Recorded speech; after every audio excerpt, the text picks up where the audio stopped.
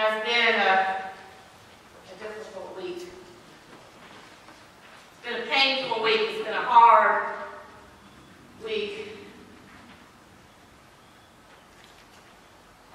I've received texts and emails from a lot of hurting people. There are these moments in life, threshold moments, when we see things in a new way. When a truth is made known to us that maybe we didn't quite see clearly before. But we are called from that moment to move into life in a different way. With this truth that we now know, with what has been seen and cannot be unseen. It's the story of the Transfiguration that you just heard Dave read, where Jesus takes the disciples up on the mountain.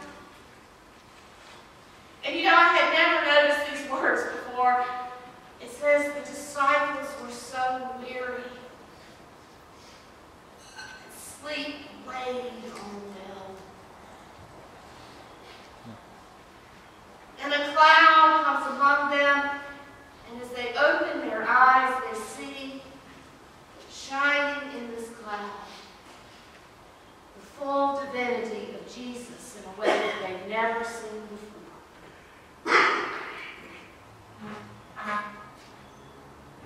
It is a vision, an encounter with Jesus that they can no longer unsee. It is a vision and an encounter with Jesus that calls them to a new stage in life, to cross a threshold into a new way of living and being in the world. The United Methodist Church as a denomination and West Nash United Methodist Church stands now at a threshold. But I'm getting ahead of myself. Let me back up a little bit. About 18 years, in fact, I want to share a personal story with you. 18 years ago, my family, my husband and 4 children, moved from Boston, Massachusetts, down to Mason. My older 2 children, who were 10 and 8 at the time, had never lived anywhere but Boston or Charlotte, and so you can imagine Mason was a little bit of a shock. It was a hard transition for them. It was especially hard for my 10-year-old as he went into a new school. You know, transitions like that are harder for some kids than others, and it was very hard for Matthew. Matthew is this wonderful, unique kid who had gotten along just fine in Boston and in Charlotte. But he was a little too unique for Duplin County. He loved reading, voracious reader. Loved music. But he was not an athlete. Poor thing, he got that from his mom. And it's hard to be a male in Duplin County if you're not an athlete. Because that's the way you fit in there. And so as we began the year, the school year, I watched as Matthew started out the year excited. He's always been my child who was excited for new adventures. And I saw as he was excited, and I saw that excitement turn to, as one of his teachers said, abject misery. I saw my child who had always been full of love and joy and happiness turn inward. Remove himself from social situations, bury himself more in his books. I knew he was hurting, and I would talk to him, and I'd say, Matthew, what's going on? And all I could get out of him was, I just hate it here.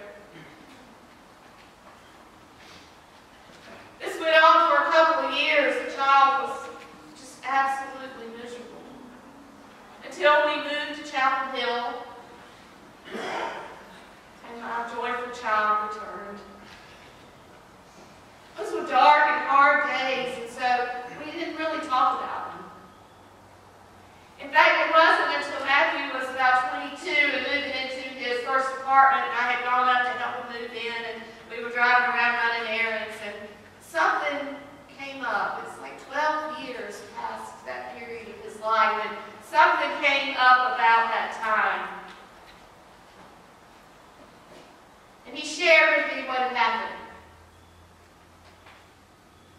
He said it was in the early days of the series, The Survivor.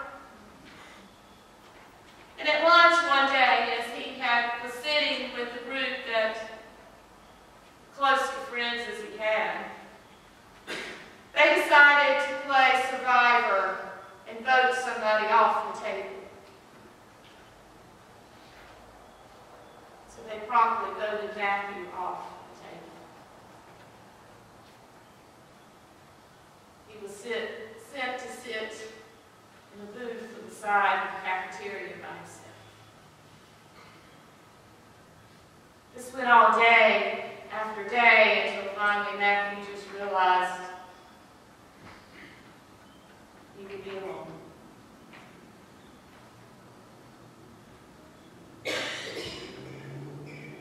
My heart and my soul can hardly contain the pain of thinking about my child shunned. There is a special evil that comes with shunning another human being.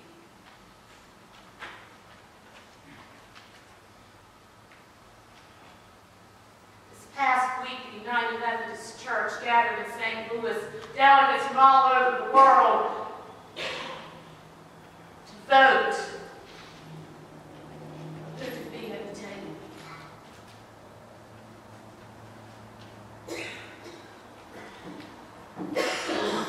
Once again, by a slim margin, they voted their LGBTQI persons did not have a place at the table.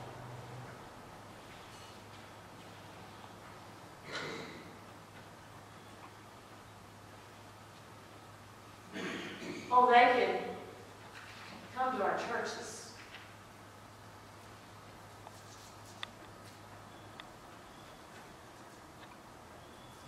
But they can't serve in leadership. They can bring their greatest pain to the altar of the church, but they can't bring their greatest joy, the love of a companion, a lifelong companion in their lives. They can come to our youth group. We can baptize them. We'll teach them. We'll take them through confirmation. We'll let them know the shut-ins, the lock-ins. But when that Holy Spirit starts working on their heart and calls them to ministry, I'm sorry, you've got to go sit at another table. Do you see the pain that this has caused? Do you see the pain that the witness of the United Methodist Church caused in our world this week?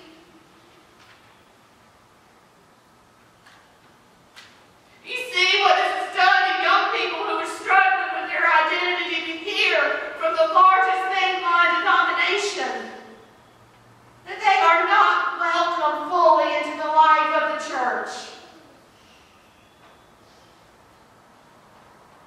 And we wonder why the suicide rates of our gay and lesbian adolescents is skyrocketing.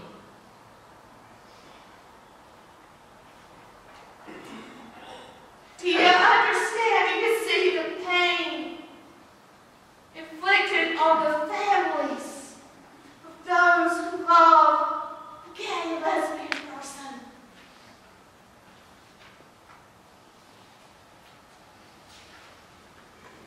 Do you see the harm that has been done? Shunning is a special kind of evil.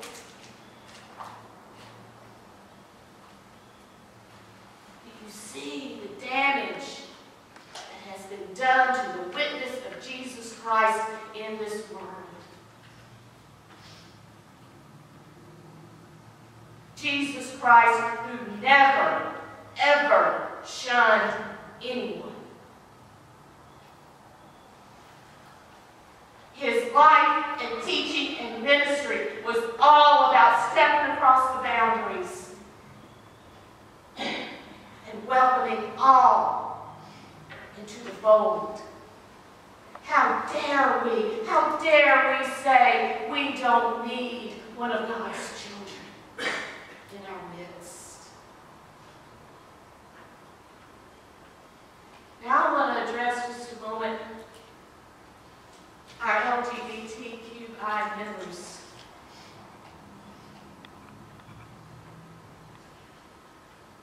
I want to say to you this morning, you are worthy. You are loved. You are created in the image of God, just like all of us are. And I want to say to you, you are welcome in this place. You are welcome in leadership in this place. You are welcome in all ways of ministry. You will be comforted in your time of distress, and we will celebrate with you in your time of joy.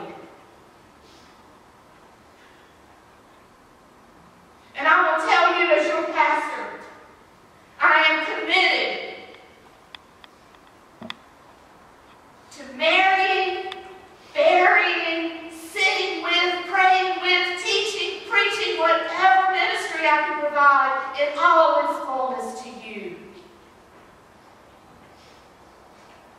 The United Methodist Church is at a threshold moment. And we can say, okay, we're just going to wait a little bit longer and see how things unfold. And I guess institutionally, that's what we got to do. But this is a threshold moment for West Nash United Methodist Church as well. Are we going to go out into the world and be a light that shines in this community? Are we going to be a witness to the love of Jesus Christ that includes all people? I hear people say, in the community, people say, aren't you worried about becoming a gay church? We're not a bar looking for identification from the community. We are followers of Jesus Christ.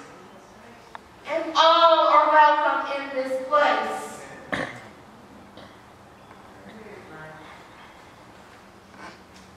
I've heard people in the community say, but what if somebody comes and destroys your property or something?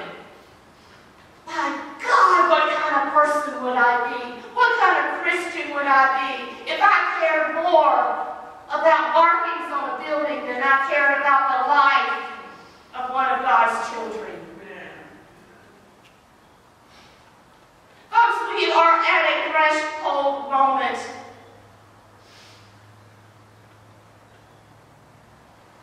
We are blessed with a community of faith here that is open and welcoming. And the question before us now is not if we're going to continue to do that, because we will continue to do that.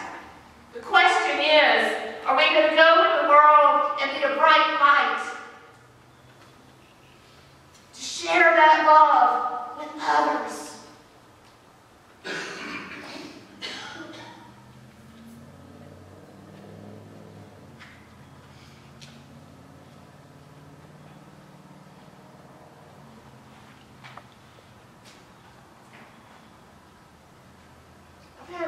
A lot of folks ask me this week,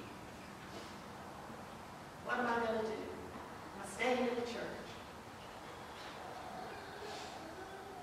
Yes. For now, I am staying as a United Methodist pastor. But only as long as I can continue to be in full ministry with all God's children. No exceptions.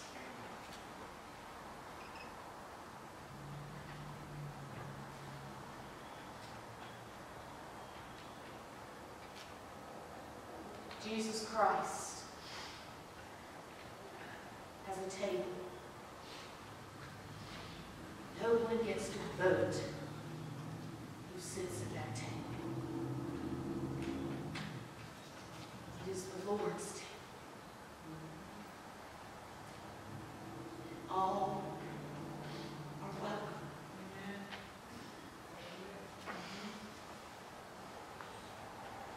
In the name of the Father, and the Son, Holy Spirit.